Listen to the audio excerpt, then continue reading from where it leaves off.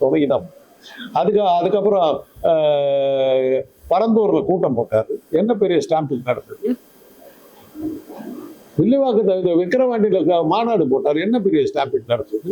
மதுரை இவ்வளவு நாள்ல நடக்காது. கரூர்ல மாத்திரம் ஏங்க நடந்தது சார்? விக்கிரவாண்டியில 40 பேர் மயக்கடிச்சு விழுந்தாங்க. அப்பவே வேலையை யாரும் சாகல. அது அப்பவே சொல்லியாச்சு. உனக்கு கட்சி நடத்த தெரியலப்பான்னு சொன்னோம். நாங்க தான் சொன்னோம். அவருக்கு சொன்னேன். அவரு எனக்கு பாவம், அவரை பார்த்து எனக்கு ரொம்ப பரிதாபமா மாட்டிக்கிட்டார்.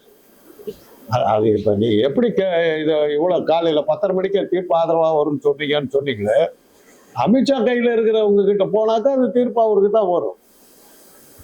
நேர்மையான ஆளா இருந்தா, தைரியமா இருந்தா, தன் மேல தப்பு இல்லைன்னு இருந்தாக்க தானே நீ பொறுப்பெடுத்துக்கிட்டு இருக்குன்னு 41 தொண்டன் செத்து இருக்கிறான். உன்னை பார்க்கறதுக்கு வந்ததா சொன்ன ஆட்கள் தான் செத்துருக்காரு.